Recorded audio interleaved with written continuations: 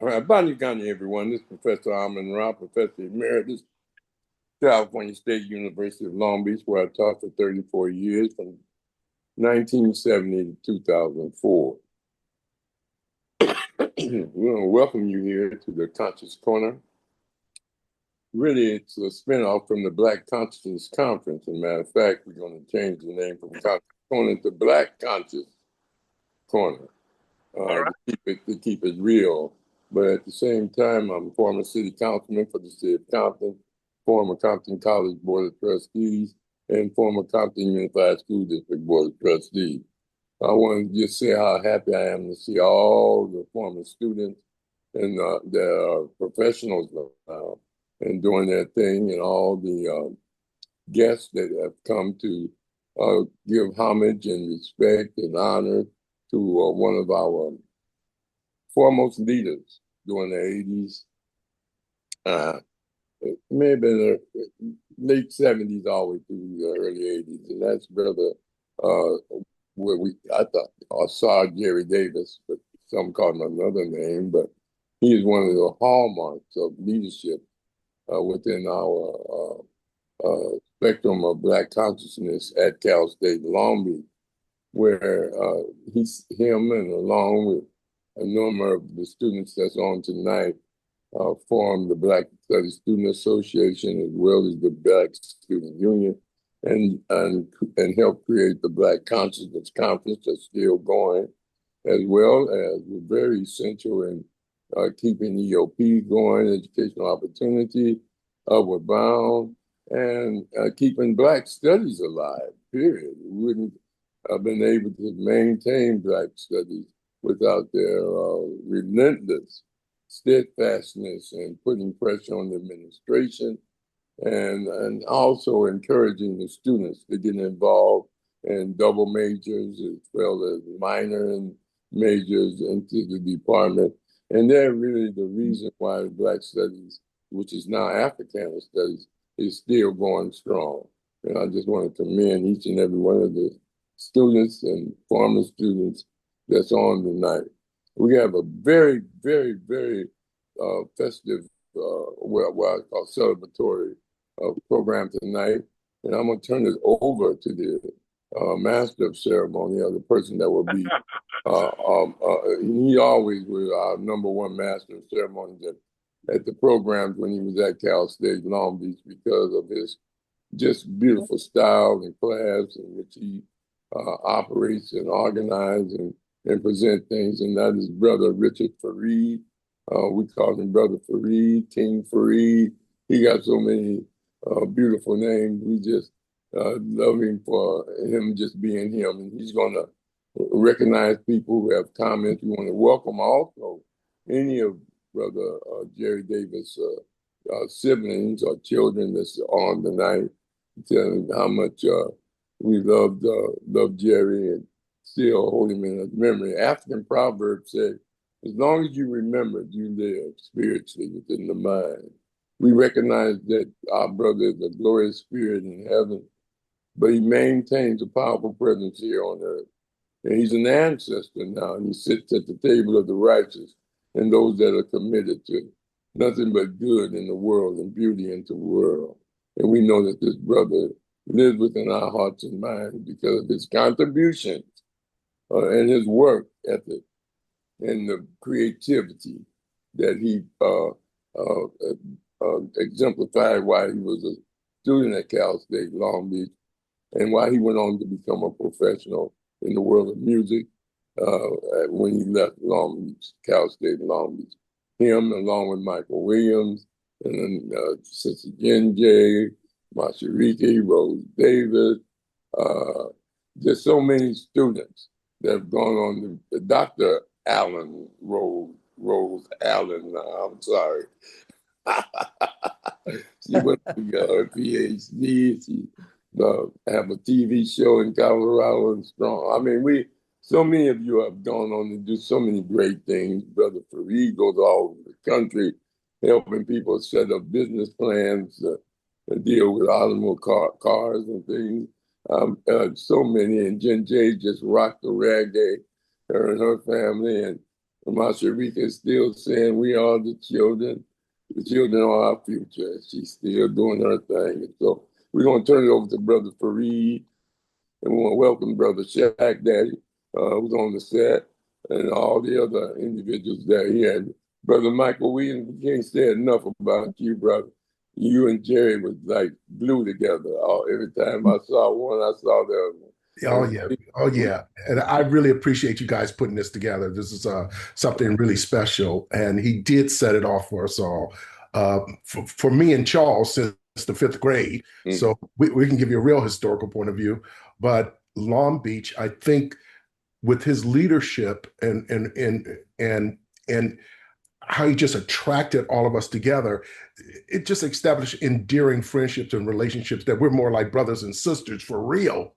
Okay, hold on for a minute. Yeah. Hold on. Decades later. No, I'm not going. I'm got stories to tell and relationships to tell. But we're going to turn it over to Fareed, and he will recognize each person to speak. Brother Fareed, you got it. Thank you, sir. We want to definitely communicate with everybody that's here and everybody an opportunity to share. This is a great podcast subject matter. This is a great evening because a lot of us have taken the time to be together once again. And again, that means we have decades underneath us of proven loyalty, proven worth, proven value to one another and to all those that have come before. So first off, I say thank you all for coming and participating in this podcast this evening. And Professor Rahh, you left off a few names. You have titles and experience, but you left off a few. One, he was a hell of a basketball player when he went to Long Beach State. Y'all don't know that, but you do now. In addition, we call him Professor Rahh because of the mentorship that he gave to many of us, the guidance and direction and the love he poured into us to make sure that we were better and came out of Long Beach State better than we found ourselves going in. So again, thank you for everybody being here, those who are on line with us now and those who may join us later. So we don't have an overall structure and commitment to doing anything other than enjoying one another. In fact, that is the only requisite for this evening, that you enjoy yourself in sharing remembrances for our brother and great spirit and a good fellow, Jerry Naja Jabari Davis. So each and every one of you has history with Jerry Davis as well as each other. And Dr. Rose, we call you Sister Rose too, because you know we love you, so we're gonna do that. But overall, I want to make sure everybody has a chance to chime in. We've got a 90-minute finite timeline, but that still should provide time for everybody to share and share alike. So the first thing I want us to tackle as a group, and let's talk about the collective experiences and all the things that we were able to achieve and do and experience overall while at Long Beach State, because that's the forerunner of us being together and still being together now.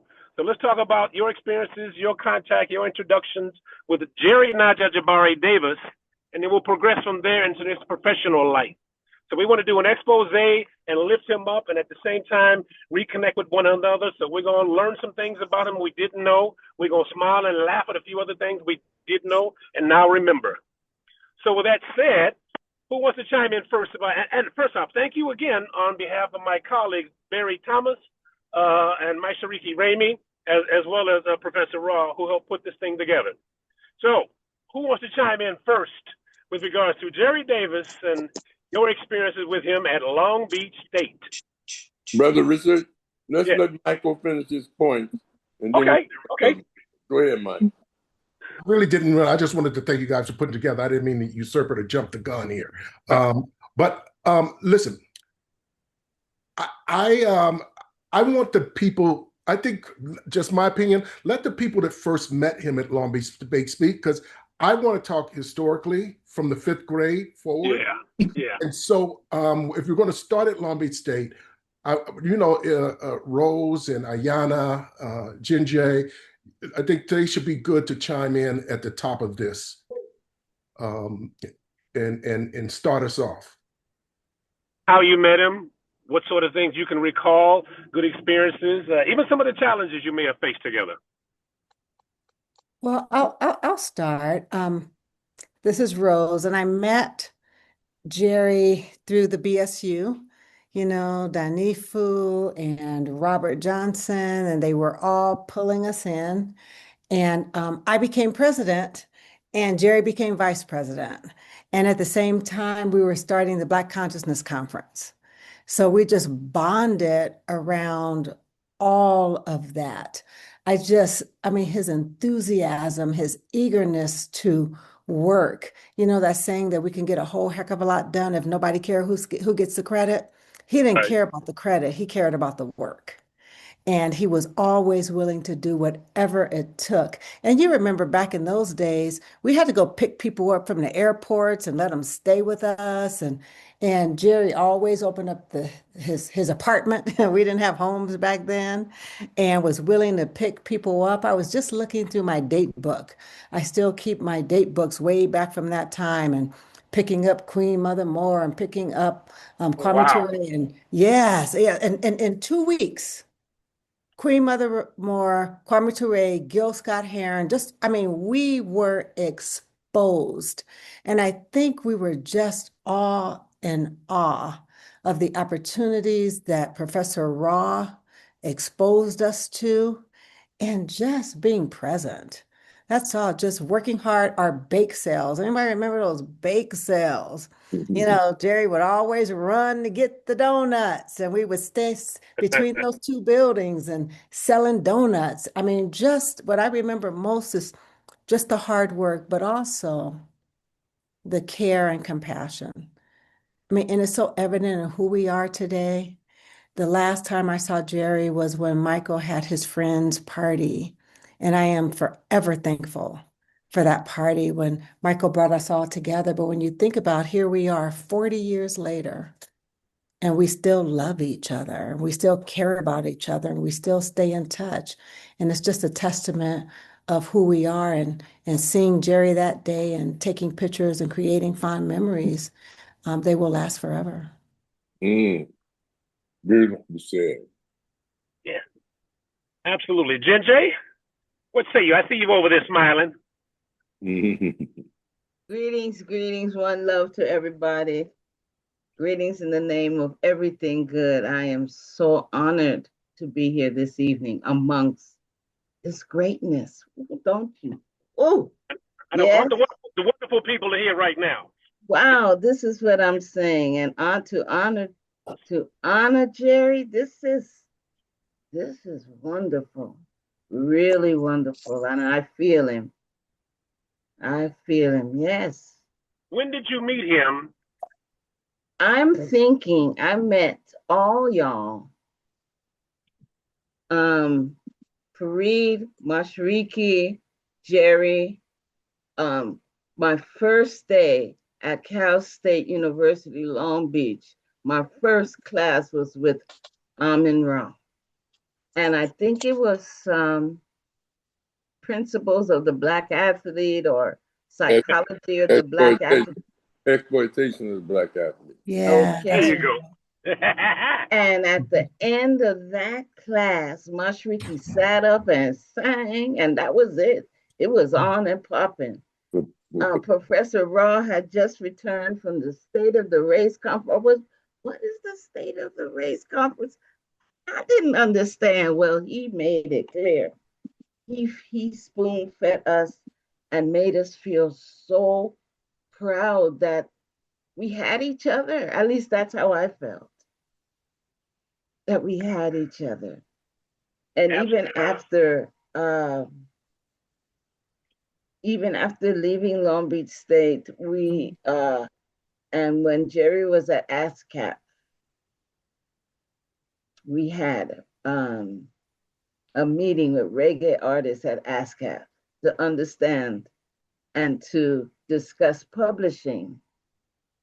And we had some phenomenal reggae artists there, legendary artists there that didn't understand the ones and twos. And he afforded us the opportunity to sit up at those ASCAP offices and brought in David Catechal. Yeah, you end up doing some business with him afterwards. Fantastic. Wailing Souls did. The Wailing Souls ended up doing some business with David Catechal. And that was because of Jerry. Yeah, so from Long Beach State, leaving and afterwards, Yeah, look at me. Ooh, look, I was so cute then. Look at that. Yes, we were all young and fresh. Sure.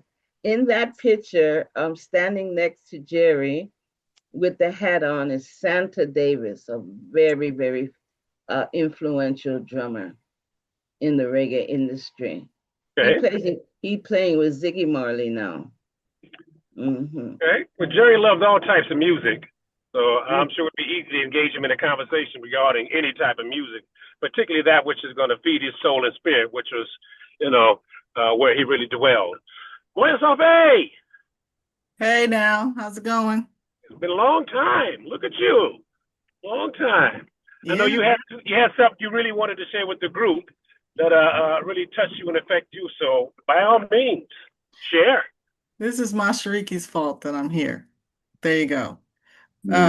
She was here, I think it was, or we were on the phone one time. We were talking about Jerry, and I was relating to her a story that I remembered. But I started Long Beach State, 1979. I was 17 years old. I didn't know nothing about anything. I was just happy to be out of my parents' house. We weren't taught anything about Black consciousness.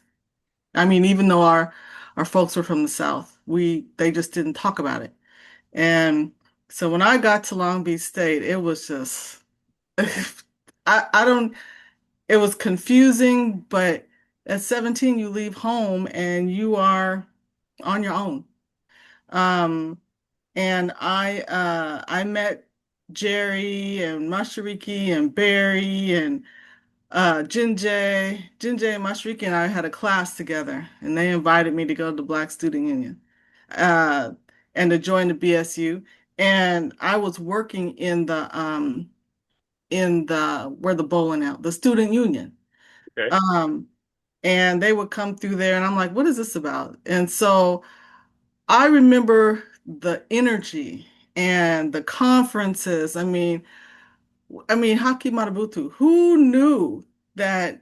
I mean, for somebody like me, it's like, I'm just, just watching everything. But I remember that Jerry wanted us to go to the movies. And he took us. Here comes the tea. He took us. It was me, and I know Barry for sure. I think Fareed was there, maybe Micheal. There was a bunch of us, and he took us to see Rocky Horror Picture Show. I remember. I remember that one. And Barry was so disgusted. Jerry got up and he started doing the time warp. And he knew all the steps and all the words to the song. And we were like looking at him and looking at each other. I was like, how many times has he been here? Several. It was hilarious. And that has been one of my favorite movies for years. But his energy was infectious, his drive. We lost touch after I left Long Beach State, but then we hooked back up. I think, was he living at your house, Mashariki, or? We were roommates. Yep. And I came over there and stayed for the weekend one time, and it was like, it was cool. And then I think he was up here one time in the Bay Area, and we talked about a few things, but it was just a moment in time that for me, that's what Long Beach State was all about. It was about all of us being together. It was about the ups and downs, who was mad at who, or just hanging out and at Jerry's house and everybody smoked weed but me. And, just being there and just being around so much wisdom and knowledge. I thought everybody was just like, wow, they're so smart. They know so much. But it stuck with me, and I became a quasi revolutionary in my own time, meeting, Amon Ra. I would come by his office just for a hug because you always needed one, meeting and not knowing who Maulana Karenga was. I mean, I'd never heard of him. and all these people. It shaped my life, and it's helped me shape my children's lives. My son goes to Morehouse. He thinks he's a little mini revolutionary now. Yeah, he's doing great things there as a student. And, it was pivotal. It was pivotal for me. And I really, to this day, owe him a lot. And Barry, and Mashariki and Jenje for all the things that they taught me and the patience that they had with me, because I was wild and loose, I admit it. But but it helped me also to raise my own daughters and to talk and have consciousness and to have conversations with them and my sons. So I really appreciate everything that Jerry had and the impact that he had on my life. Thank you, Moya Sophie, but no snitching on the weed smokers. I know, that's right. That was then. We know you're not doing that now. Hey, Mashariki, how you doing? Yes, I'm all right, and I'm so happy to see everybody, celebrating Jerry, who was bigger than life. Being from the Bay Area, I don't really remember when I first met him. It must have been on campus, but I think he had crossed paths with my brothers too at some time. But Jerry was he was always up. It was like nothing was really impossible. We could do this no matter what it was, and he was up for it no matter what it was. And afterwards, I did get a chance to be a roommate with him for some years. I think I wasn't a roommate when we did ASCAP. I think he was just working for ASCAP, and we thought it would be a good idea to educate reggae musicians on what ASCAP is and how important it is if they're songwriters to, get that money and know how to. So to see him go from there to where he was really had his foot in the music industry, on his way, I think while he was working with ASCAP still, he used to have fight parties when Michael Tyson was fighting at his house. And he would invite friends in the industry. No one could talk about any business of the music. Everybody was supposed to come there, have a good time, eat, and hopefully you get more than 5 minutes of seeing Michael Tyson fight, because in those days, it was preliminary. It took a lot of time we eating and drinking, and then when it's ding ding in 5 seconds and 5 minutes, the person could be knocked out. So that was always a lot of fun. And I think the very last time I saw Jerry a couple of times, his mother had moved here, and I think Jerry Jabal was a guest on Rahh's podcast, and Jerry and I started talking about some more little projects that we could do to show some of the tapes that we've had from the Consciousness Conference, which was the most incredible education that we received. I look at all the different people that go to schools all over America. We call it, predominantly black schools, or, a black population in a white school, it doesn't matter. I think we really had an incredible education that was well-rounded and grounded, that to this day makes it possible for us to still be in contact with one another like family. And I think that's the most greatest thing that Jerry was a part of, that he encouraged, and I just really miss seeing him, because he was legacy, really a fun person. Legacy. All right. Yes, legacy for sure. All right. Well, thank you for that. There's nothing better than speaking to Margarita right now. Can you hear me? Yeah, you have a different level of relationship, don't you, with Jerry? I do. Well, I want to talk about when Jerry moved back up to the Bay Area. Can you hear me? Yes. Oh, okay. Yeah. And I was living in San Francisco, and Jerry was living with his mom in Albany. And so I used to go over there. We used to hang out with each other. And so I went over there one time, and he wasn't home yet, and his mother answered the door, and Mrs. Davis. And so she says, "Oh, Jerry's not home yet." She says, "But you can wait with me." She goes, "I'm going grocery shopping. I want you to come with me." I said, "Okay, I'll go grocery shopping with you." So I go grocery shopping with her, and we're, she's getting all her groceries and stuff, and we're talking away about Jerry and, how much she loves him, and she's concerned about him sometimes because he's so into so many different things, but she's proud of him. And then she's looking at me and she's saying, "Margarita," she says, "Are you and my son more than friends?" And I go, "Oh, no, Mrs. Davis." I go, "We're just really good. We're good. We're buddies. We're really good friends." And she goes, "Oh," she says, "I am so disappointed." She says, "Because I really want my grandchildren to all look alike." And I said, "Oh, Mrs. Davis." because her sister, was married to a Latino and so already had a grandchild, right? She wanted them to all be the same color. I just laughed. I said, "Oh, Mrs. Davis." So she goes, "Oh, that's too bad. You don't think?" I said, "No, it's not going anywhere. We're just going to be buddies. That's it." Right. And then another memory I have of Jerry is, again, in San Francisco. He would call me up, periodically during the week just to see how he was doing. We would check in with each other, and because he was always busy, and he called me up one day and he goes, "Margarita, guess what day is today?" And I said, "I don't know what day is today. Jerry, what's today? I don't know." And he goes, "It's hump day." And I just started cracking up. "Jerry, it's hump day. I'm so glad that it's hump day." Right. And he would just come out with these silly things, just to make me laugh and crack up. And he was just a sweetheart. And at Long Beach State, I remember him and Micheal were two peas in a pod, just glued at the neck. I mean, they were just glued together. It always seemed like to me. And it was like they were like a ball of energy, just run into the office of Co-op and of Epic and do their job. They would come in, change the radio station, start dancing, and then get into their work. Remember that, Micheal? You guys always had to dance. Love. All the time. All the Good time. times. Good times. Good times. Yeah. Always brought a positive energy into our office. Yeah. And so, yes, Jerry is definitely missed. Yeah. So that's what I wanted to say about Jerry. Well, if you feel like something else you want to contribute as we go forward, by all means. So, Brother Lionel, Ijau.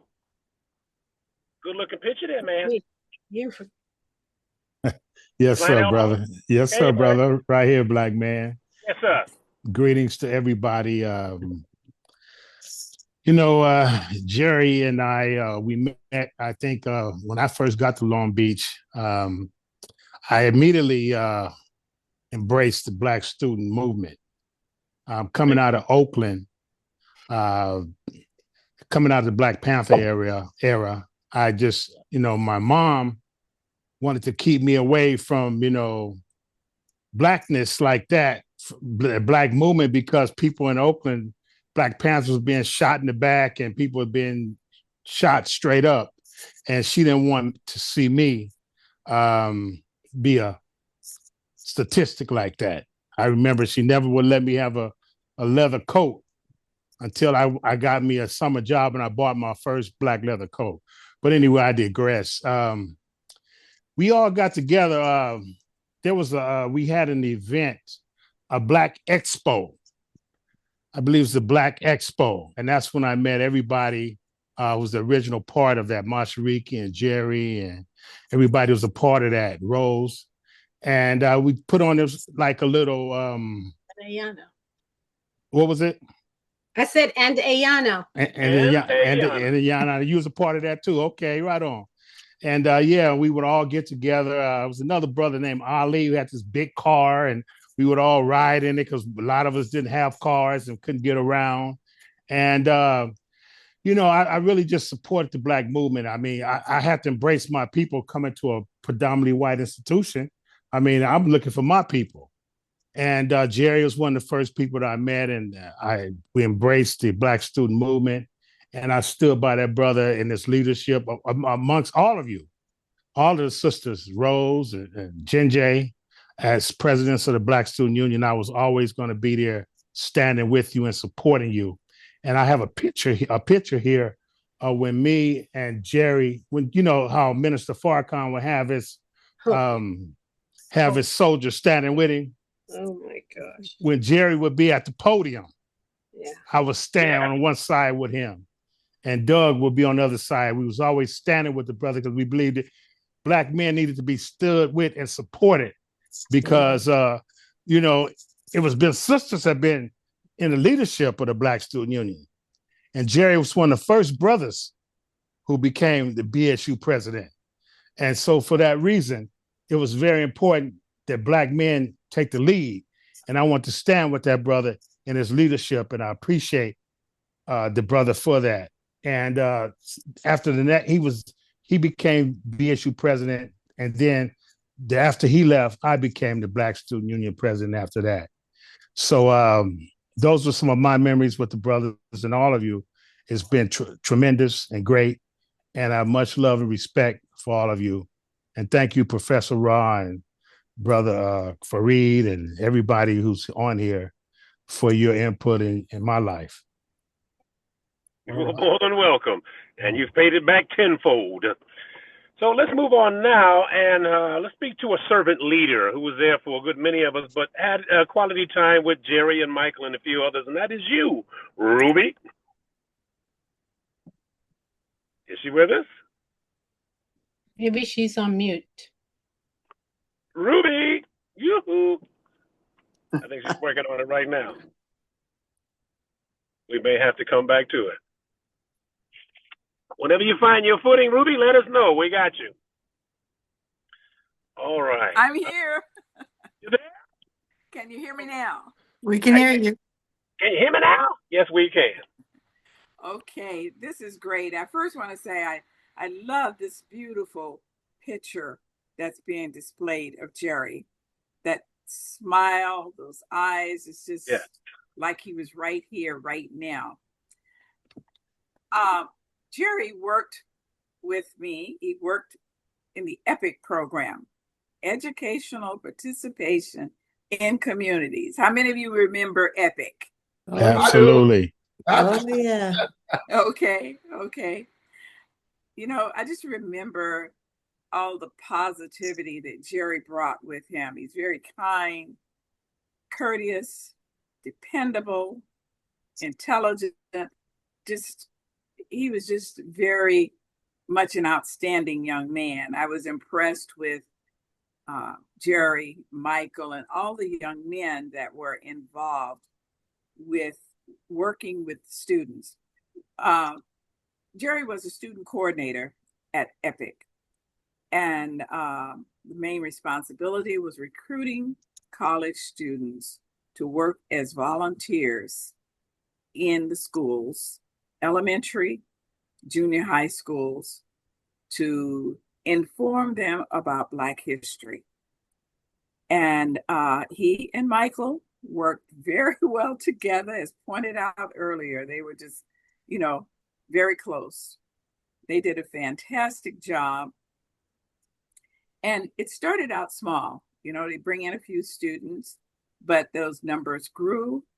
And they were able to expand the programs to different schools in the Long Beach Unified District. It's been a long time. I think maybe it went beyond Long Beach Unified, but that's primarily the area that was covered. And the numbers began to increase eventually with Professor Rahh getting involved. He believed in what we were doing, and he very eagerly began to, after, you know, doing some paperwork and so forth, offer academic credit to students who were doing their volunteer work. And that really increased the numbers in the EPIC program. And that, you know, eventually it expanded to other departments other than the BSU groups and just other students. I remember on many occasions, Jerry would just pop in when he wasn't working and just say, I just stopped by to say hello and to see if you needed anything. And he always had that great Jerry smile. And one of the things I remember that I think about from time to time, and when I would see Jerry, I would always remind him that one day he came by, and I don't know how the conversation began, but he said, I would like for you to start calling me Jerry D. Davis. I don't know what Jerry's middle name was, and how that tied in, I can't remember. But Jerry D. Davis, we laughed about it. And from then on, whenever I saw Jerry, I did call him Jerry D. Davis. with that emphasis, sometimes I felt like I should say Mr. Jerry D. Davis. It was a great time. Micheal and Jerry brought a lot of positivity to the office. And it was often said by Hal and several other people that, when they came in, it was just a fun feeling, togetherness, family.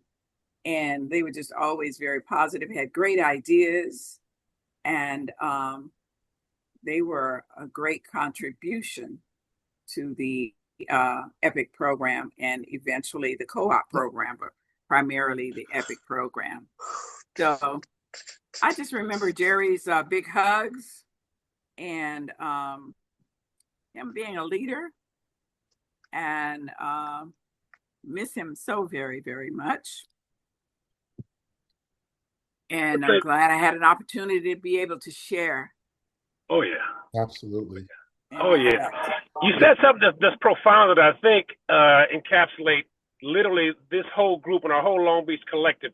Because as young people at the time that we came together and found each other, I think all of us in some way were looking for our voice in society, our place in society, our understanding of the world around us to be able to make sense of it. I really believe that. And Jenje was definitely a big part of that, as well as a lot of the people that are on this podcast tonight. So that's very real. I agree with you. Good.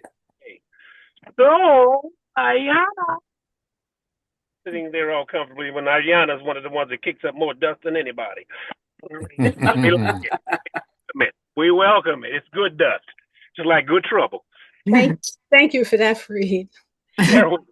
Hi, good afternoon or good night to everybody, depending on where you are. And Professor Rahh, special hello to you. I don't think we have talked it's been a minute, but much respect, and thanks for so much.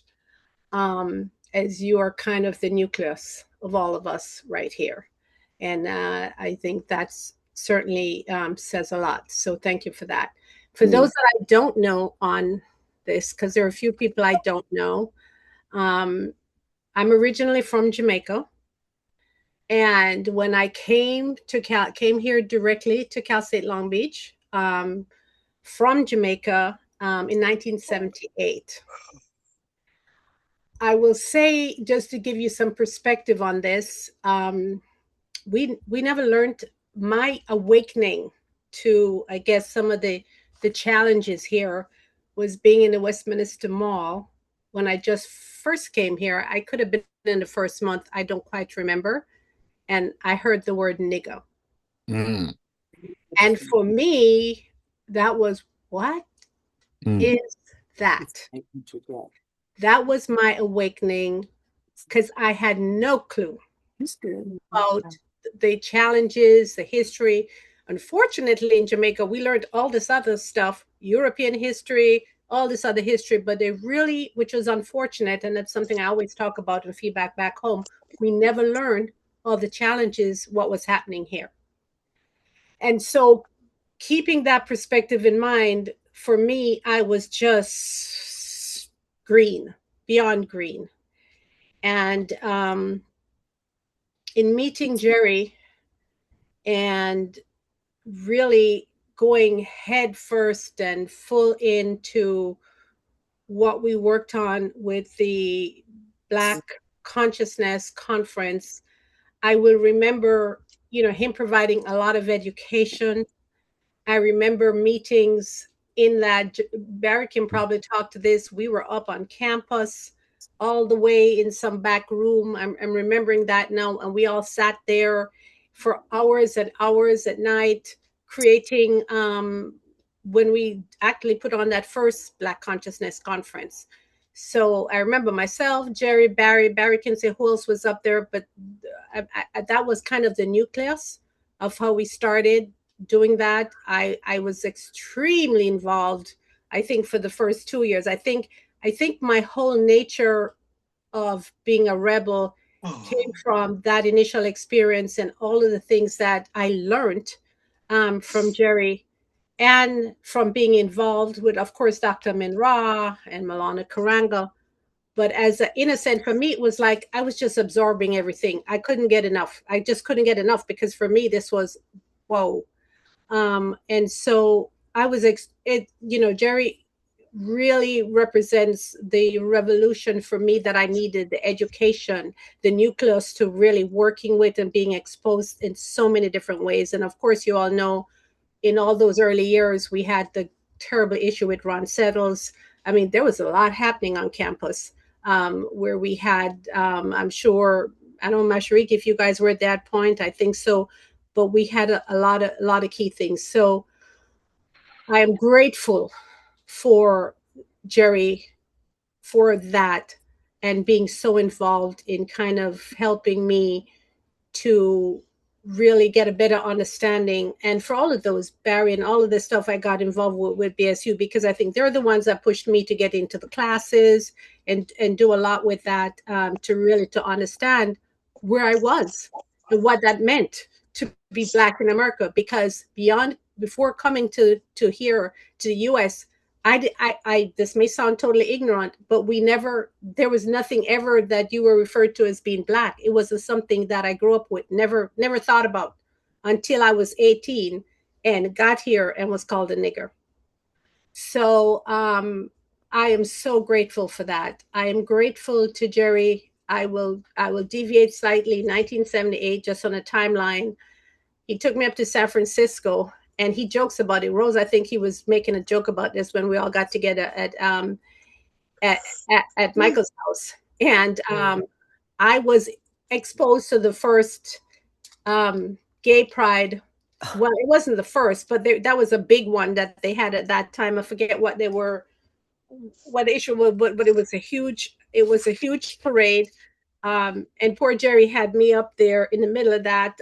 It was a Gay Freedom Day. I think that time there was an issue with the California Proposition 6 in the break. So it was a huge folks out. And I remember being exposed to that and going, because I'd never seen anything like that before. Jerry was trying to educate me and I was like, oh my God. I just remember being in a little bit of a shock, but again, my naivety.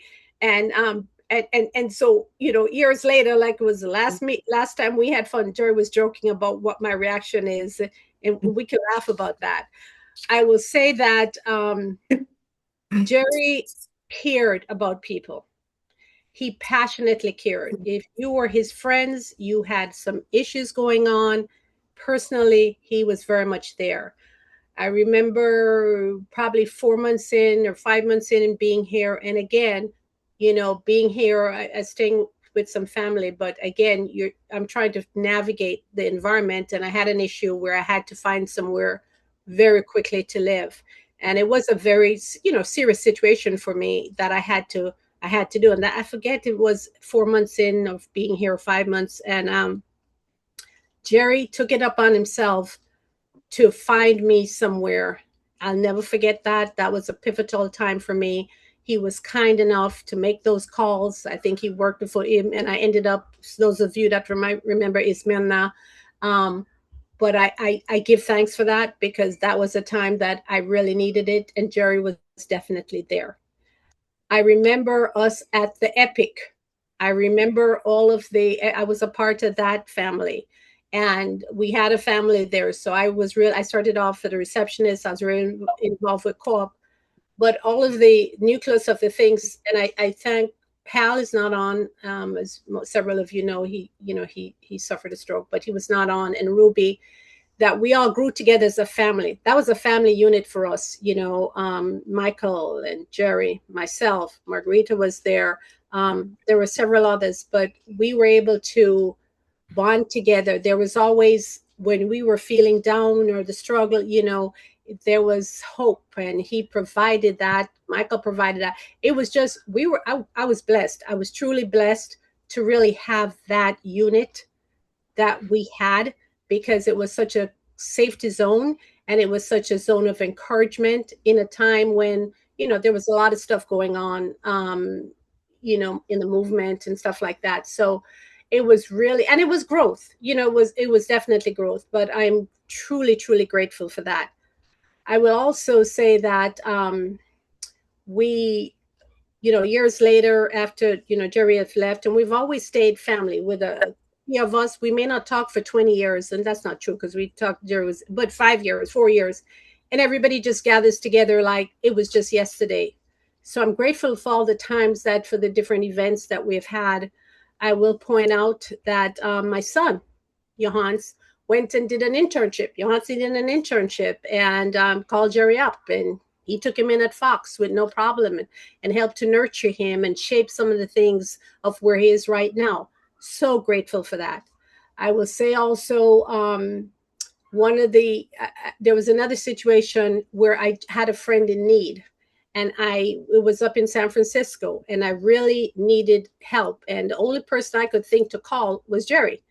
And I called Jerry because I couldn't be there. And I was like, hey, I need help. And here's the deal. I think it might have been 10 o'clock at night. And Jerry, no problem, got up and went and helped me and got that person and took care of it, did that all confidentially, took care of what I needed.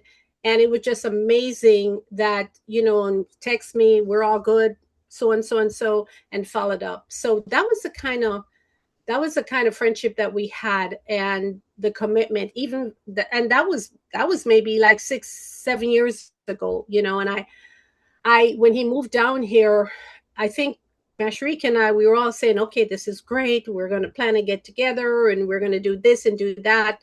I was on that last podcast that he did with Dr. Rahh and, talking about the different things, projects. And so it all just came as a shock because it was he had just settled here. But as we know, nobody, counts for time. So we live our lives, and Jerry lived his life. And so grateful for all the things that he contributed, but the really special person that he was. And he lives, I think, within all of our hearts, certainly lives within mine. And that's it. Thank you for letting me share. Nice. Excellent.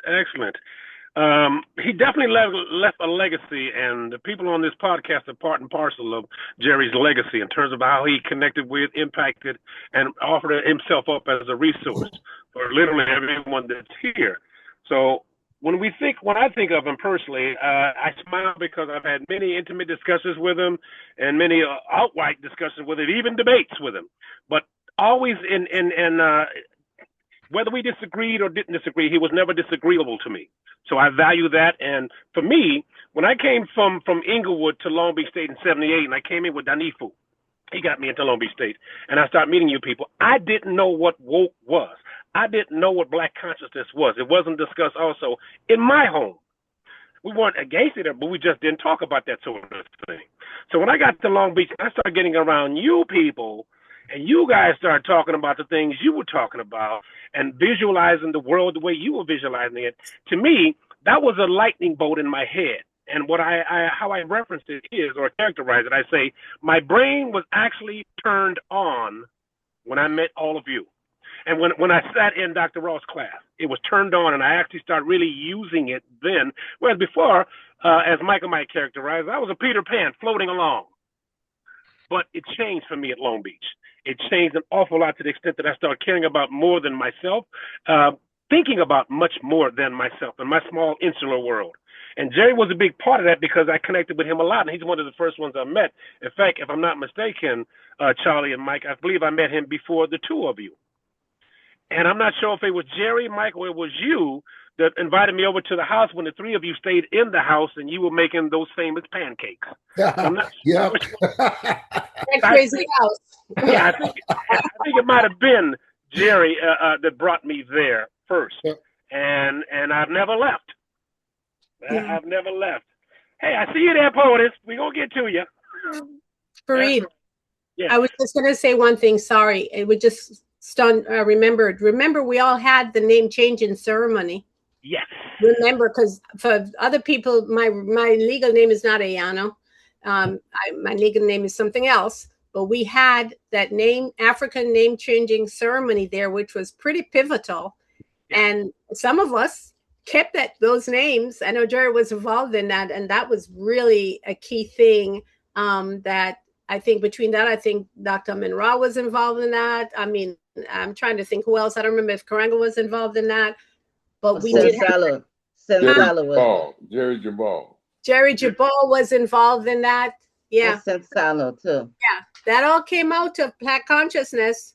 That all came out to that when we were just, so yeah, I just remembered that. But we did have that Black Consciousness Conference.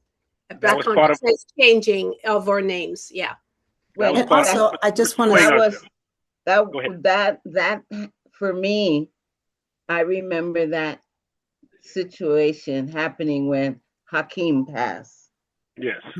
Yeah. Urban Hakeem. Yes, Hakeem was the one would tell us we have to get rid of that slave name. And I said, oh no, I like my name.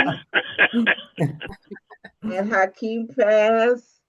And wow. Yeah. Yes. I do want to Jabari was Naja Jabari. Yeah, Naja Jabari. That's what it was. That's what I was trying to remember. Fareed's name is unique. And we had to cut a piece of our hair. And he cut a piece of his thing there. What's it called? Beard goatee, something. Your goatee, yes. That was unique. That I'll never forget. Yeah. Moya Safe, Mashariki. I do want to say I've been dropping pictures in the chat box. Some of you have seen them, but if you want to download to keep them, please do. Yes. Yeah, Fareed was born there. Was absolutely born. I didn't arrive at Long Beach as Fareed, but I definitely was. Fareed was born there. The consciousness was born there. The human being was reborn there. Very nice. From who I had been prior. So, and Jerry and Michael and Charlie and everybody here that knows about that was a big part of that. So you're right. As we were evolving as young folks, looking for our space and our voice and all that, that was very pivotal to a good many of us. Even if we don't go by it, even if we don't go by it formally, we still acknowledge it and can be acknowledged by it. Absolutely. And it means something. Absolutely. Absolutely. Following up on something Ayana said about Jerry, no matter what time or what you needed, you reached out. Because my last conversations I was having with him, I was talking to him about my children and my sons who have a little reggae group. And he was like, yeah, okay, Jenje, I'm going to get back to you. I know that you already reached out to Michael, but that's all right. I'm going to see what I can do. I said, well, hey, we trying to do a thing, family, and we laughed and just then he was gone. Just like that. I mean, he it was like 30 years hadn't passed, 40 years hadn't passed. Because it was like 40 years, I mean, I was a size 9. I mean, to give you a visual of what was happening back then. All right, we're going to move past the Long Beach State Pier unless you just want to offer some up, which is fine. But let me give you a quick sidebar. One of the things that it didn't irk me. It was funny at the time, although I get a little frustrated, and that was being a young and impoverished college student, as many of us were. When we had resources, all of us would openly and amply share those resources. One of those resources that we shared was my green car, my Datsun B210. That car, I'd be walking around campus and I'd see somebody drive by in my car. It's not stolen. I give the keys to Jerry. They'll end up with Mike or end up with Charlie or Ayana or whomever. But I'd ask, where's my car at the end of the day? It was just one of those things that we shared that just worked for us. So everybody was able to, quote unquote, put something in the pot, even though we didn't have anything. And that was also part and parcel that made us have the base love that we have for each other still extends to today. Hey, brother Fareed, I got to run to another Zoom call, but I just want to make a comment regarding that Rocky Horror Picture Show. I know some of y'all remember that when I went to it for the first time with that group of people. Yeah, I know y'all remember the drink. You threw a drink on this person. You threw the drink. You threw the drink. Sure I walked down the aisleway and a white girl took a water gun and squirted me in my face. And I had a big soda and I just doused her. Yes, in their face. Did. I know y'all remember that. Soon as she that's the first thought. Yeah. But I didn't know what to expect, but it was great memories with all y'all. So Professor Raw, Michael, Jerry, Charles, Yana, Mashariki, everybody. I love y'all, and I got to go into another meeting. Thank you for reading. Thank you for being. Thank you for being here. Yeah. So I want to move on, and this time I'm going to invite Mike and Charlie to get in. Mike and Charlie have unique history with Jerry before arriving into Long Beach, before we considered to be woke and evolved to that point. So I want you guys to talk about some of the early days before coming to Long Beach. This gives us a framework on Jerry's developing character before getting into the Long Beach, a family. And then anything else you want to share during the Long Beach window, and just open the floor to you. Charlie, you want to go first? Appreciate you, man. Go for it, Mike. You were kind of already on some. I'm kind of laying back, just enjoying watching everybody and listening to all these stories. It's bringing back so many memories, and yeah. So go ahead, man. I'm still processing. But this is listen. I had the honor to spend most of my life since the 5th grade with Jerry and Charles. That's when I met the both of them, and then so since Jerry's passing, and in my thoughts and my memories, you kind of like take this whole life, and I see some of the same qualities that he showed as a 5th grader that he showed in college, and the highlights of those things is, first, he was extremely inquisitive, all right, and from being inquisitive, he would learn something or experience something, and he would commit to get commitment. He would have to learn it, have to live it, have to understand it. And then there was this passion about it that once he's learned it, he had to share it or uplift it or do something. And the greatest attribute was his loyalty. And I'll give you an example. Back in the 5th, 6th grade, we get a new toy, we get a new bike or something. And he'd learn everything he could do about it, and then share it, and then show, and then come back. And it was that energy with everything. And so I think the reason that he's left such a legacy for us at Long Beach State is those same qualities. We did not, like Fareed, enter Long Beach State woke. I'm sure all you guys remember when I used to go to Almond Raw class. Almond Raw was the one who gave me the name Disco Mike, because I was partying, I was throwing parties, I was doing something, and they're like, okay, Disco Mike, you're gonna come out of the club and the whole world is gonna be destroyed. So there, that's where my head was. But then the difference was Jerry and I were experiencing these words, these lessons and history at the same time, but it was hitting us different. I knew I wanted to be in the music business. Everything around me, everything I experienced, I took it in, I learned it, I could appreciate it, but I didn't commit like Jerry did. Once he started experiencing things and hearing Almond Ross speak and Karanga, and he started getting involved, he couldn't help but to commit, to learn more, to study more, to write, to travel and get around people, be around groups and stuff like that. And then from that, that was the passion that he showed. He started speaking. He started bringing other people in. He was, like you said, for a while, Rose's right-hand person, and then took over. And it was that leadership. The one thing he did, he said, okay, Michael, if you're not going to get involved at the level I want you to get involved, run for commissioner of concerts. Go to the Senate and run for commissioner of concert and get us some money to help throw us some stuff. And that's exactly what I did. I went and became commissioner of concerts, and we got budgets, and I had to sling it around, and we made it work. And I think that was what helped set Ayana and him up with the first reggae festival, from that relationship I had in the Senate and pushing money that way. But it was just my friendship, a lifetime friendship that I experienced with Jerry. It seemed like my strength was his weaknesses and his strength were my weaknesses. And that made for a long-lasting friendship that throughout our whole life, from the 5th grade onto his passing, we uplifted each other, opened doors for each other, made sure everything was right. And I share it, we're talking about Jerry now, but Charles was also a part of that. I mean, they were more than brothers, just like Reggie and Daryl, my brothers, they were more than just friends. And I think that experience, I get emotional, that experience. Come on. All right. Brother from another mother. Take your time. It's what made us all love each other. Mm-hmm. You understand what I'm saying?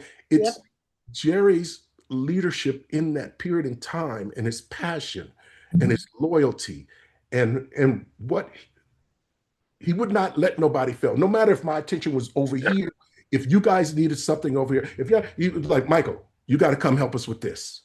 And I miss him so much, but I'm so glad that I had him.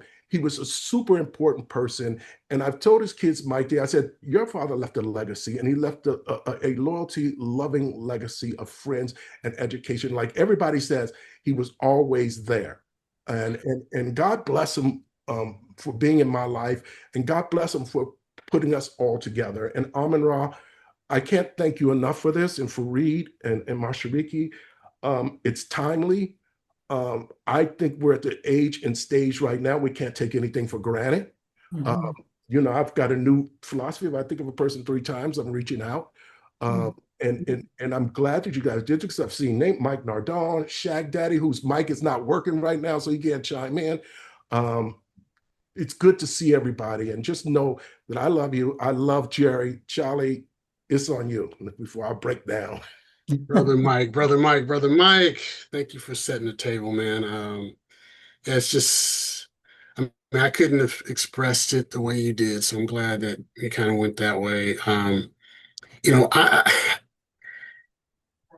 I kind of come with I feel like a unique perspective in the room right now, because I believe, if I'm not wrong, I'm probably the person who's known Jerry the longest on this call right now. I think we first met at a sandbox and a swing in a local park at 4 years old, Wow.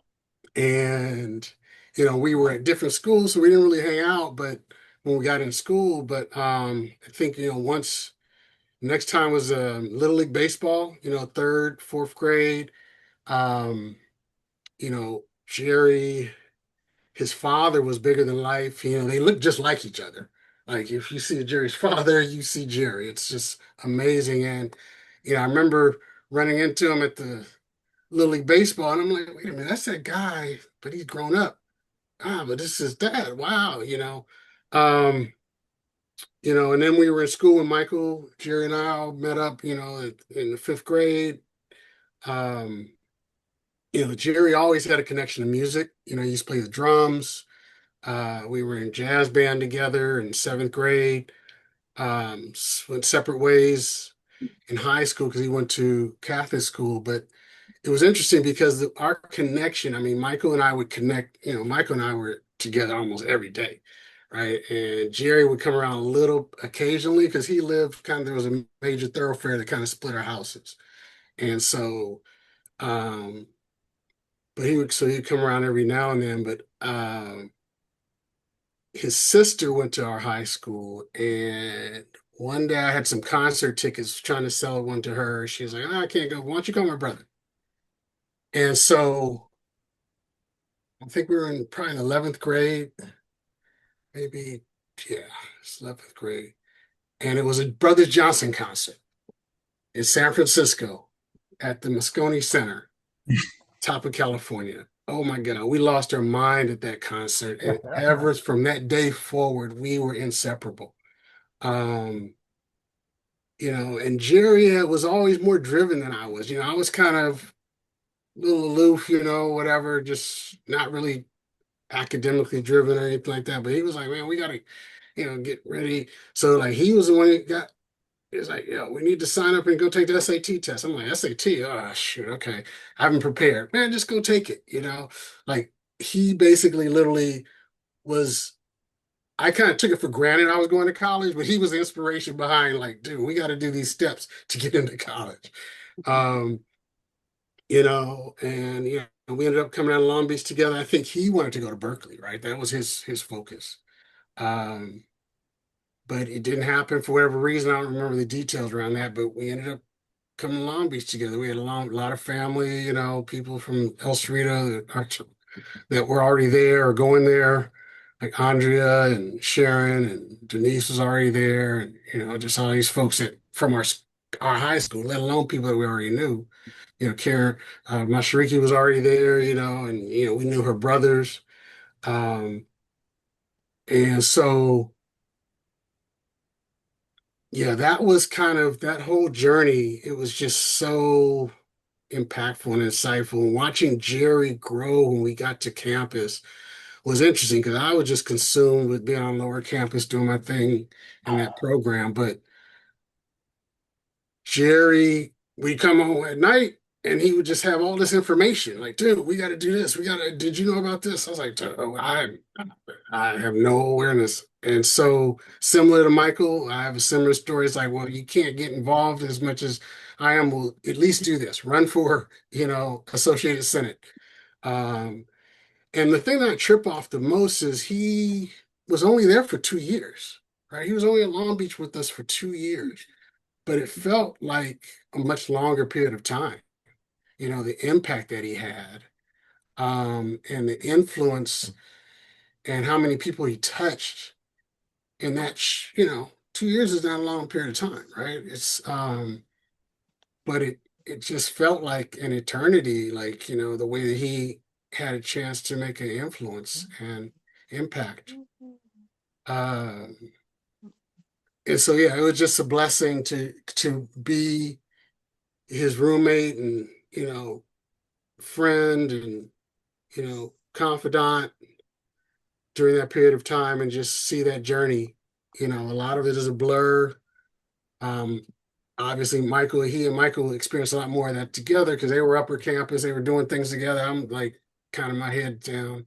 So didn't get to experience as much of it, but, they kept me in the loop. And when Micheal came down the next year, it was no question, similar to Fareed with his green car. I think Micheal had the white car. Ex-police car. So yeah, it was but that, and the other thing I want to share is that back in those days when we were growing up in high school, the one thing I noticed that carried throughout his arc was we would dream and we would dream big, and we didn't feel like there was anything that could stop us. And as big as I would dream, he would dream even bigger. He used to joke about, I'm going to buy the Dodgers and move them up to the Bay Area. I'm like, dude, that can't happen. But he would just say it like, I'm going to make it happen, But that was the kind of drive that he had about things in life, right? So starting Poetic Groove, I see the Poetess and Nardone on here. It's it's like that was a big dream, right? That was a big dream. Who was doing that, at that time, especially in a consciousness way, So, that is the one thing that I just really embrace about Jerry. And it's just great listening to how he's touched everyone. And I'm going to pass the torch to the next person. Let's let them share. Okay. The one thing I want to just say before I do that is his approach to learning was very unique. Like a lot of people approach learning from a transactional standpoint, right? I'm going to go to college, get this degree so I can go out and do X, Y, Z. Jerry didn't approach education that way, right? It was about knowledge and exposure. It was about the true university experience, and it was very unique in a way. I mean, I think Fareed, you had some of that, I think, with the awakening and stuff. But Jerry it was just in him from early, like I said, back in high school. So kind of Du Boisian in a way, it's like, let's just expand our minds and then, let that take us where we need to go. But that was Jerry. So thank you all for giving me a moment to share. Thank you, Jerry. Oh, yeah. Always welcome. And thank you for introducing the nod about Jerry going into business, particularly in music. So I want to invite the Poetess and Mike Nardone, and I have a letter a statement that Shaq Daddy wants us to read since he's unable to communicate directly. So I'll read that letter shortly. But Poetess, I want you to talk about your experience with Jerry Davis, and Mike Nardone, if you're still on, I want you to chime in and share some of the information there. We'll move around and talk to Jason Brown, who also worked with Jerry when he was at Fox. So now we're going to talk a little bit about Poetic Groove Records and what it meant to you guys and what you experienced while there with Jerry. Poetess? Okay. I believe I met Jerry at when he worked at ASCAP. And I was trying to get a record deal. I went to almost every label in LA. But when Jerry started Poetic Groove, he had me in mind. In fact, he signed me over Cypress Hill. And go ahead. It made sense at the time, definitely. I didn't hear you. I said it made sense at the time, what you were doing versus what they were doing at the time. Yes. But Jerry has always been supportive throughout my whole career. We were friends before I signed to his label. I remember Jerry actually introduced me also to Digital Underground when they were first starting out. We'd all kind of congregate over to Jerry's house. But when I signed to his label, I will say we bumped heads a lot and we fought and we didn't always agree on things, but our friendship survived all of that. And when I went on to pursue my career in radio and now podcasting, I started my podcast studio back in 2014, and I didn't have not one stitch of equipment in there. I was paying leasing a building that I believed in and knew it was the spot I wanted to be in. And then one day Jerry called me and he was like, "Hey, my son-in-law, who is Kid Inc., is doing this gaming contest, and if he wins this $10,000, I wanted him to, donate it to your studio." And so Kid Inc. did win the $10,000, and Jerry had the money donated to my studio, and I was able to buy my first set of equipment, my mixer, my mics, all the things I needed to actually get started at the studio. And then after I did start the studio, Jerry taught a couple of publishing classes there. I posted a couple pictures in the chat where he was doing a one-on-one with one of the artists that wanted to really learn about publishing. But Jerry has always been an important part of my life. I've known Jerry, over 30 something years. And just before he passed, we had reconnected and talked on the phone more often than we usually did. And he was telling me about the change in his life, and he just beamed with pride about his kids. And I just love Jerry. I was absolutely shocked when I heard he passed away. Somebody called me and said Jerry passed, and I was like, "Jerry who?" Because I believed I had just talked to Jerry like days before that. And so it was a shock and a definite heartbreak. And I will always be grateful to him for always supporting me throughout my career. So rest in peace, Jerry. We love and miss you. Thank you for that. Mike Nardone, you still there? Yeah, I'm here. You all right? Yeah, I'm good. This is There's some been reflection. very interesting. Thank you for having me.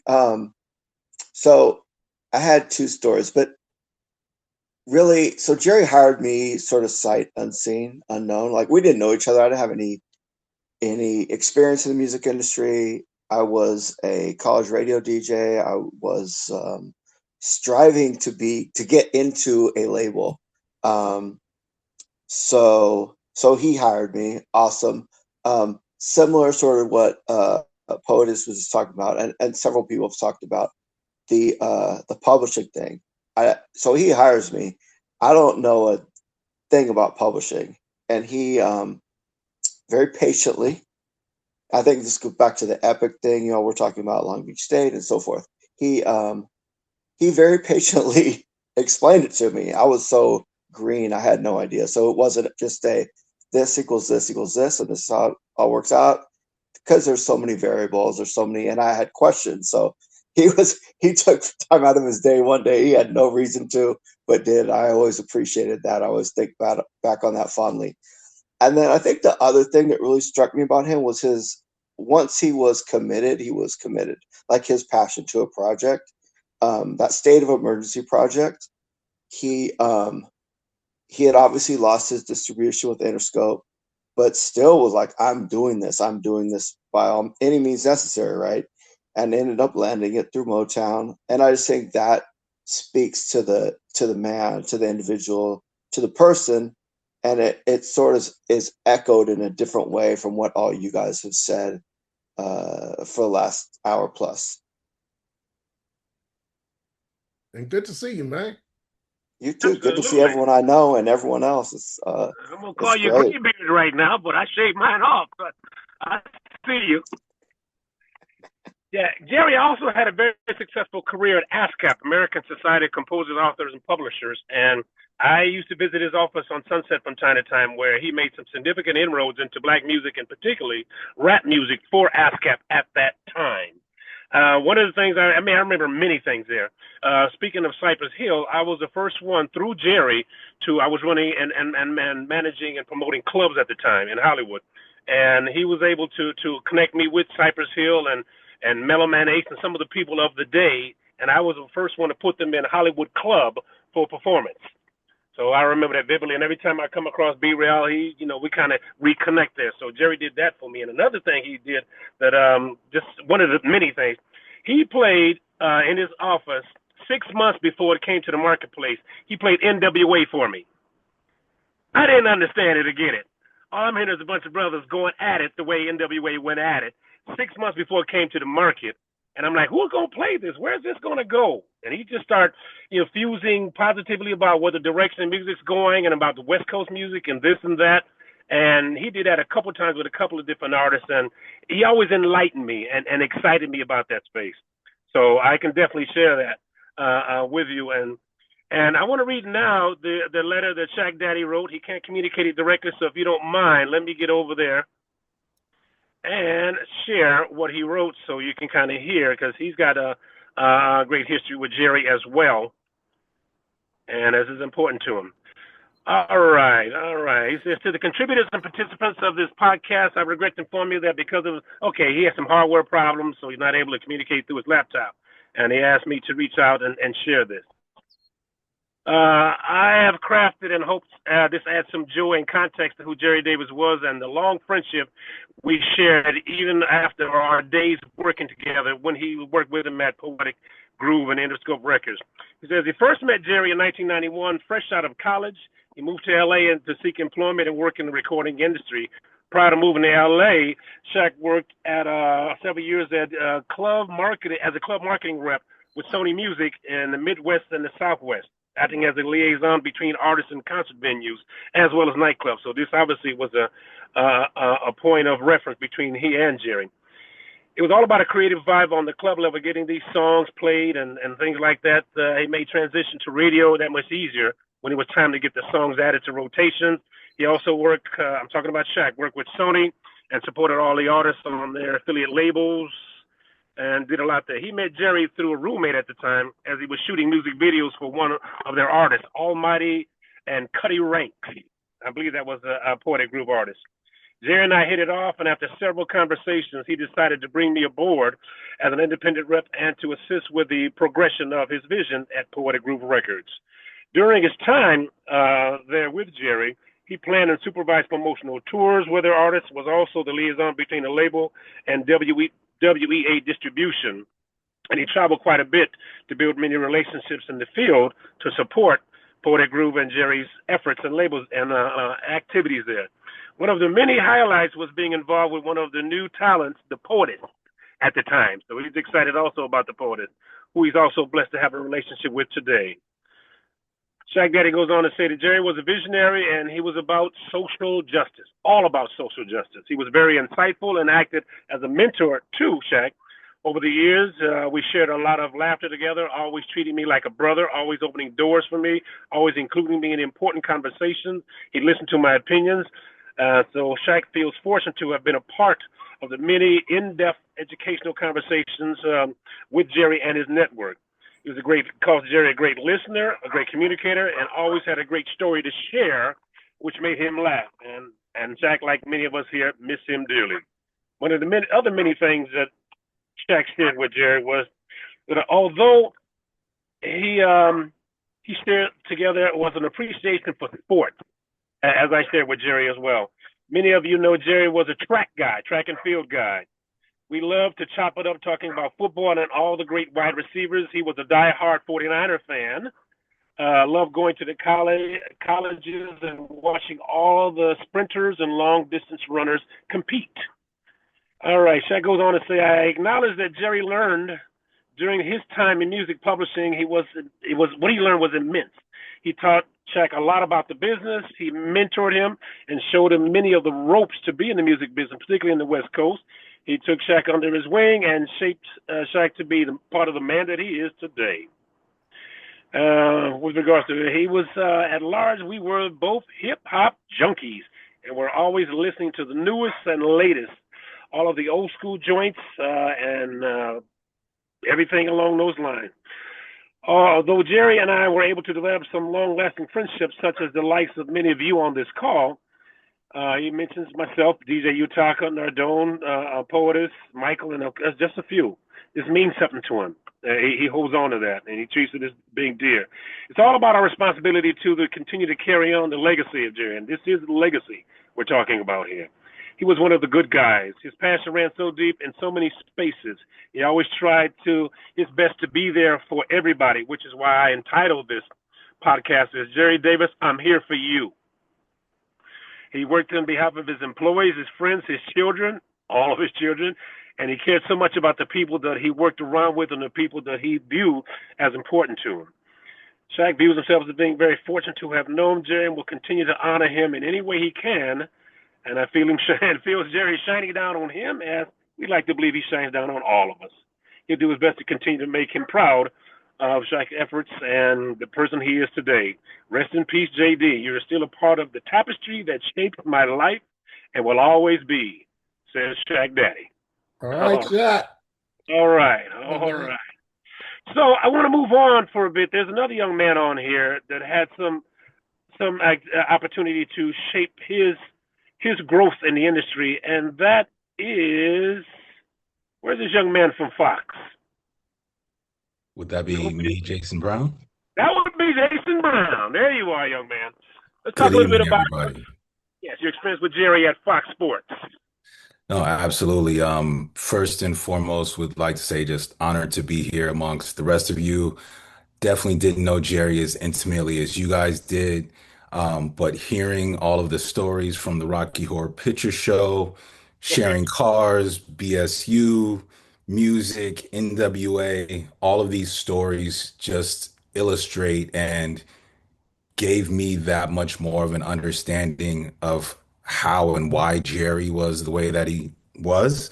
So it was just really important and valuable to hear that. So I wanted to thank each of you guys for sharing those stories and allowing me to share mine as well.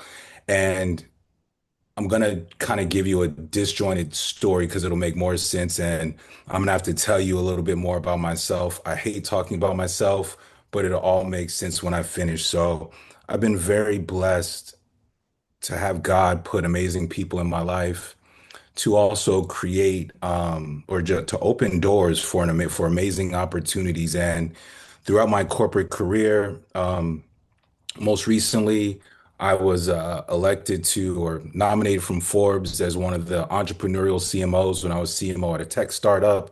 I was VP of marketing at Foot Locker, Champ Sports, East Bay, and Foot Locker. I launched the NBA partnership for Pepsi, working with the league, athletes, etc. Number of different teams. I worked at NBC Sports and Red Bull. So you can see I had this passion for sports, culture, etc., etc. But I got that start because I had a passion for music and I was dating this young lady.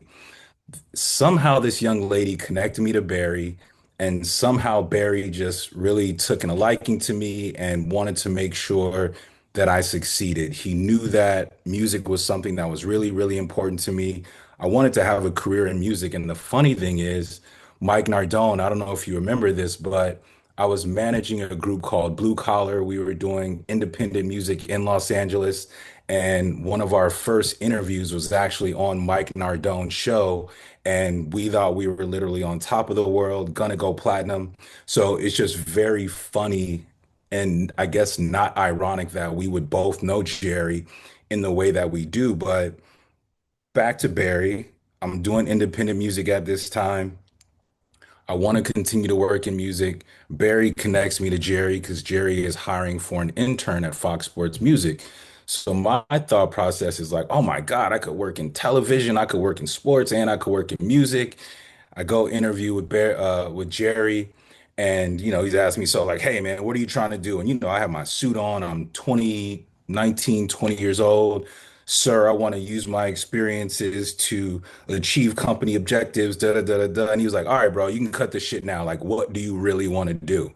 And when I told him, I still kind of it was still very similar, but I have a passion for music, did all those things. And something happened. I don't remember what it was after the interview. I think they had to hire internally. I wasn't able to get the job with Jerry in the music department, but he was like, know what, man, I like you. And I'm going to connect you to this human resources person. And that human resources person ended up getting me a job at Fox Cable Networks, where I was in an integrated marketing department for Fox Cable Networks. I did that for about 2 years. Then I got a job working for Fuel TV, which was an action sports network that was also owned by Fox. And then that led to what I was just telling you guys about in terms of NBC and all of those other companies that I worked with. But Barry connecting me to Jerry, and then Jerry saying, hey, you know what? I like you. I want to change the trajectory of your life and put you down this path. I wouldn't be where I am now. I wouldn't have the community of people that I do. I could go on and on and on and on and on and on about where I could have been if I wouldn't have met Jerry. And, throughout my time, so I stayed at Fox about almost 7 years. And as you guys can imagine, there weren't a lot of people of color at Fox. You know what I mean? So he was definitely someone that I could always tap into. And as Barry and I talked about this as well, there was also a level of responsibility and accountability that I took upon because Jerry put his name on the line for me to have a job there. So the last thing I could do is have him looking bad. And it made me proud that I felt as though I did a pretty good job while I was there. And we would always keep in contact, and I would always try to return the favor for him. And I think the last thing I'll probably lead it with as well is the fact that now, in addition to me having, nine nephews and nieces, sitting on the board of a handful of nonprofit organizations, I try to also pay it forward in the same exact way that Jerry and Barry and a number of other people that looked out for me. So to whomever said it earlier in terms of Jerry's spirit living on, hopefully I'm a living example of that in the work that I'm doing and the effort that I put into the universe and the next generation is a manifestation of that. So that's my quick, probably not quick, but I'll just call it my Jerry story and very good relationship with him. Thank you for that. Thank you. Thank you very much for that. So Absolutely. Ernest, you've been sitting and just kind of taking it all in. If you've got some contribution to speak to the good fellow we call Jerry Naja Jabari Davis, we'd love to hear from you. Well, I really didn't know him because I'm very interested in all of this because I went to Cal State Long Beach 63 to 65. Just a few days before the rest of us. And then I didn't have any trouble on campus, so to speak, because I was on the football team. So I played football those 2 years, ran track. And then after that, I quit in 65. And then I came back and, went at night school. So I wasn't exposed to the BSU and Rahh, but I kind of met Mr. Rahh through an uncle of mine because I had an uncle like 10 years younger than me, went to Cal State Long Beach, and I think he was in the Black Studies program. So that's how, and then Rahh, my dad owned some apartments in Long Beach, and a lot of the students from Cal State Long Beach, a guy named Moya used to live back there, and Rahh and them used to be back there with him when they were students playing the basketball and all that, because my uncle played basketball. So I kind of, all the BSU and stuff, after I was gone, so I'm kind of catching up to the crowd right now about Black studies in general. So, Go ahead.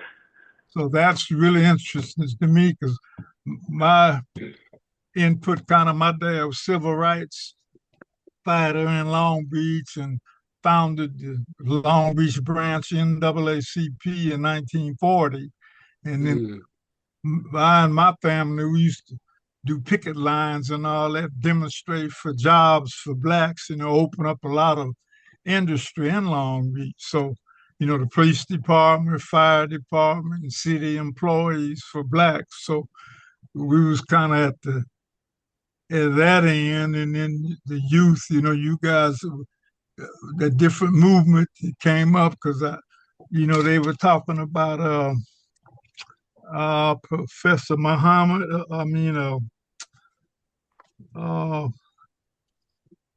You were talking about the Kwanzaa leader that invented Kwanzaa. Dr. Karenga. Well, I remember he had a different name before he changed his name to Karanga. Right. A midnight show used to come on at midnight. Boy, my wife, we would stay up every night because he was always a guest on that show. And we would say, man, this gentleman, he is really giving them hell, So we used to, so that was kind of our involvement there. So. Okay. Thank you for sharing it. I want to bring it back around to, at a minimum, you can smile and revel in the fact that the people who came behind you at Long Beach State, they were about the same things you were about and about moving the proverbial needle and advancing our people. These young folks that came behind you are older now, but these are the people that definitely followed in those footsteps. So thank you for being here and just taking it into one of our good fellow brothers. I want to kind of wind it up. Keep the fight going, yeah. Yes, I want to kind of wind it up. We are at the end of the time slot. I want to appreciate and thank all of you on behalf of Barry Thomas who didn't join us, but is definitely here in every way, shape, and form. Mashariki, if you got some closing comments, you can definitely chime in and share those as well. 2 things, and I'll sign off personally. First off, I want to continue to give thanks to you, Professor Rahh. I don't have enough thanks to offer you. If I had an ocean of them, they're not enough because of what you did and the people on this podcast to restate my vision, my purpose, my life, my North Star. And quite frankly, I would not have gotten out of Long Beach without you because you elevated my GPA. I want to tell the truth. It was reparations. But you elevated my IQ much more than my GPA. So that's the real benefit of everything that happened there. Mashariki, closing comments? Yeah, well, let me just back it up. Barry's been on here the whole time. He's on my phone listening. So he has been here. He just can't hear him talk. And I just want to thank everybody for sharing Jerry's stories. He was special to all of us. We are all very grateful to have him in our lives. And what a difference that one person in that short period made in all of our lives. And we need more people like Jerry. Hey, Brother Fareed. Yes, sir. Let me just make a couple of comments about Jerry. Mm-hmm. He was very unique in his leadership style and in his friendship style because when many of you came there, y'all came a little raw, a little rough. You know, you didn't mean to get involved in a lot of things you ended up getting involved in. And I think that Jerry was, at that time, he was following in the footsteps of some people that preceded him. You created a culture of awareness and of love of each other. It wasn't about hating white people. It was about loving each other, loving black people, looking for the best in black people, even those that were, as Rose would call them, the unconscious. We still counted them as a part of the mix. You had Charles Walker, the National Society of Black Engineers downstairs. I think it was y'all that made an atmosphere where all black organizations came up under the umbrella of the Black Student Union. There was, Black Psychology Association, Black Business Association, students, and all of them were part of that network. I mean, in other words, you organized where you were. And Jerry was a part of that network. And he brought leadership, a unique style of leadership, soft-spoken, smooth. And it was just a beautiful thing to see how you operated. Brother Thaibidi, Daryl Grayson, and Salama, and all of them that were part of that network, Maja Liwa, that sister, and all of them. And, you have programs, not just the Black Consciousness Conference, not just Black History Month, not just Juneteenth, but you have programs year-round. A lot of the guest speakers and entertainment that you brought on campus for the students, we extrapolated from that money from the student union, from the associate students with Barry and Charles, and putting them in key positions and giving them the strength. I mean, our unity represented strength and staying together. It kept Black studies going because we was always under attack. But we were able to get money from the student body to put on these programs, to have the Black Conscience Conference and bring speakers from around the country here to speak. That was not easy. You don't see that today. The Black Consciousness Conference today and the Black students today, they say they haven't experienced racism. And it's a new generation, and you have that. But your legacy of when you go places, people say, by the way you talk and carry yourself, you must have went to Long Beach State. Because you brought that consciousness wherever you went, people would say that. And you can't say enough about Michael Williams and how he opened up his house for y'all to get together. I went out there one time. I didn't know where the hell I was going. He lived I had to get somebody to help me get back. I never left Compton or Watts, Long Beach. Mike, he had such a beautiful home. His wife, he opened it up for all of us to come together and have a reunion. And I think he had 2 or 3 events there. I only went to one. I may have went to 2. But I have a couple of pictures of all of us together. Those are times to remember. The last time I saw Jerry, he came out to Cal State Long Beach to the Black Student Union President's Conference, the history of the Black Student Union presidents and student leaders. And they were celebrating all those leaders. And of course, he was there. And we took pictures together. Craig Hodges was there. There's a lot of people there.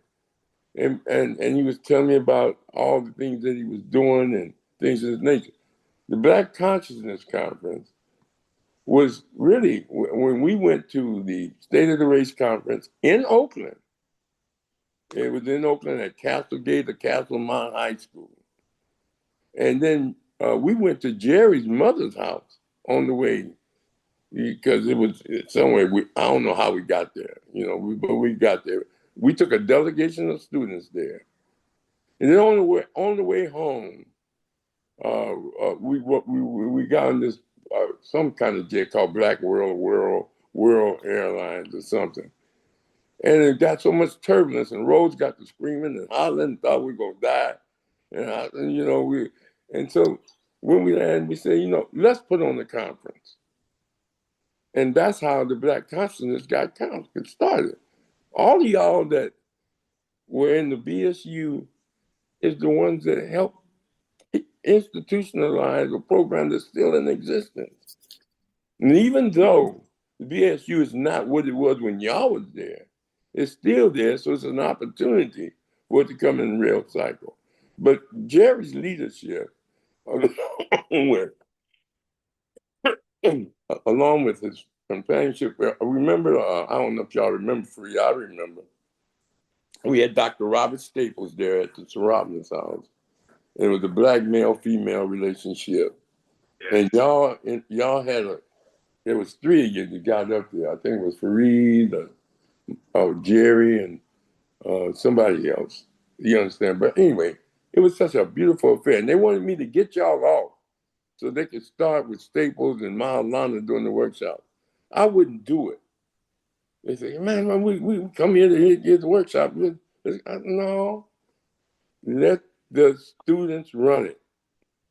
And y'all ran it. And see, the black movement at Cal State Long Beach was student driven. It wasn't faculty driven. And Mr. McBride, who was just on, his daughter, his brother was married to the first secretary of Black Studies, Linda Kroom. You understand? I mean, there's a rich history we have. And Jerry was a part of that history. Y'all did so much. And you developed a constitution for the BSU, a pledge for the BSU. You created the Black Consciousness Conference. You created a culture that when students came with Freddie Davis and Don Duran, Freddie Jet Davis and Don Duran, y'all was able to get other students in school and you exposed them in a sister and brotherhood. And, you had your challenges of off campus and things of this nature. As we get older, we look back on things. My health ain't what it used to be. I would have been at a number of micro events if I could get around like I used to. I can't get around. I talked to Dr. Sonsalo. We had Dr. Sonsalo, Vernell De Silva, at that time, Yolanda Reed. We had a number of conscious teachers, too. That was there. And it's all because of y'all that set the tone that we're able to, it's called Africana Studies now, Black Studies. And that's because they want to make it more inclusive. Black Studies was more about Black students, Black people in the United States, but they wanted to make it more Pan-African. Jerry was a part of that movement. And he loved his kids, he bragged about his kids. I think one of his daughters was on one of those shows. I forget what they called them. But anyway, he was very proud of that. And he had a son in the music. He was the music person for sports. I think it was ESPN or one of them. Help me, Michael. ESPN or something. Mike D's worked. Sports Center. Fox Sports. Yeah, Fox Sports. He put the music together, was responsible for it. He did so many things after he left. But his legacy there, where he learned how to work with people. See, working with people is not easy. With a machine, you can cut it off when you get mad at it. But people is the most difficult thing to work with. And maintaining long-lasting and lifetime relationships is a blessing. And I love to see how y'all get together, how y'all stay together. Brother Barry and me, we going through health challenges. Barry Tomlinson, man, he don't mind me saying that. And he's going through challenges. I'm going through challenges. We talk every night. And, I talk to all y'all every night if I had numbers. So if you share your number, you can get mine, 310-505-2358. 310-505-2358. And I just want to tell y'all how much I love y'all. But above all, we need to have other tributes. We should need to have one for Hakeem. and we need to get Denifu back on and share those experiences and relive them and uplift each other. And Jenje and her sons that that went into reggae music. And Ayana, she had a sister. I can't remember her sister name, but her sister was at Cal State. She was a part of the movement. There's so many people that y'all cultivated each other. I didn't even know y'all went to saw some Rocky movie. I said, wow.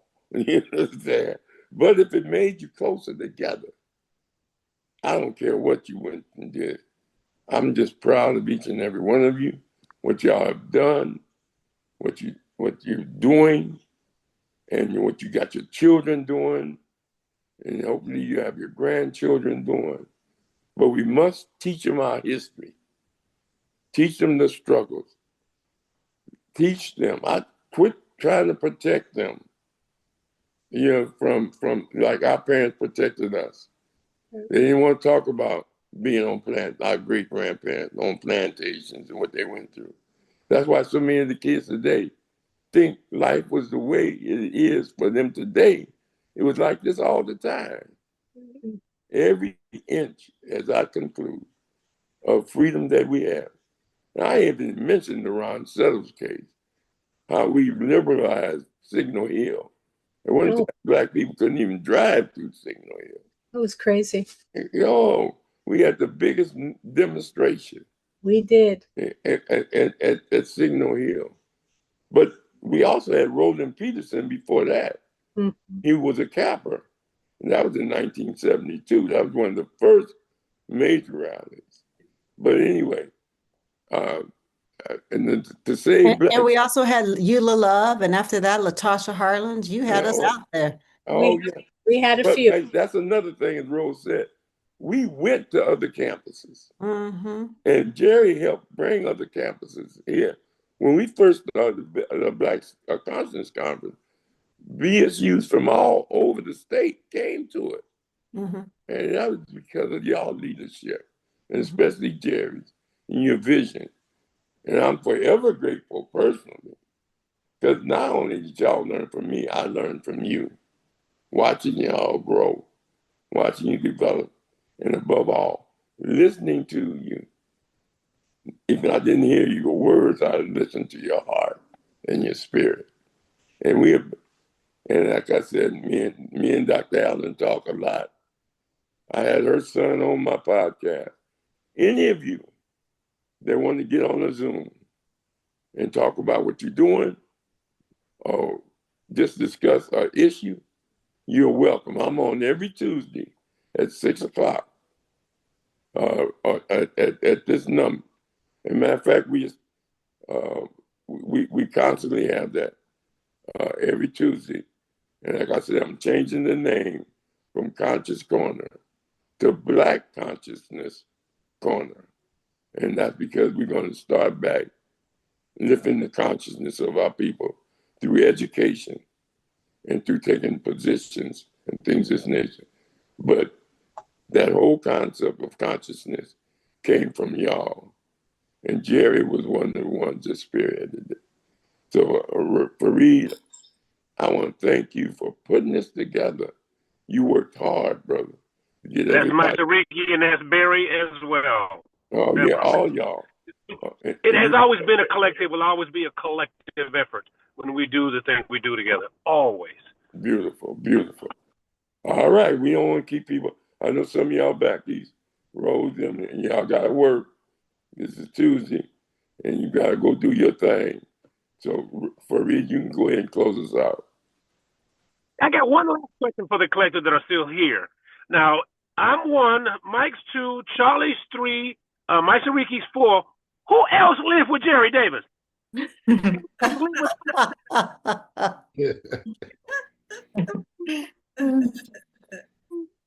Again, thank you all. Thank you from the bottom of our hearts to the top of our spirits. You're there. You lifted us up. I'm hoping that we lifted Jerry's spirit up, in a big way, because he means something, as all of you mean something. So thank you, and thank all of you. Thank y'all. Love y'all. Thank you. Thank you. And Mike, Thank you. Yes, sir. Michael Williams, let's Yes, stay sir. close, brother. Oh, yeah, I'll hit you up. I'm coming out there. All I gotta right. see you. All right. And thankfully, when you was at Motown, you hooked me up with all that music. Sent you them CDs. The CDs. Boy, that was a beautiful thing in them days. I love you, man. Never forget that, brother. We love you. We love you, Dr. Rahh. We love you. Ayana. Prayer angels are up for Dr. Rahh and Barry Thomas. So we're there. We hold you up. All right, colleagues, have an all good evening till we see and get with you again down the road. Okay. Yeah, we're going to have something for Irving Hurt. Urban Hakeem. Sounds good. Until next time. All right. Much God bless. Give thanks. All right. All right. Tuta nada. Tuta nada.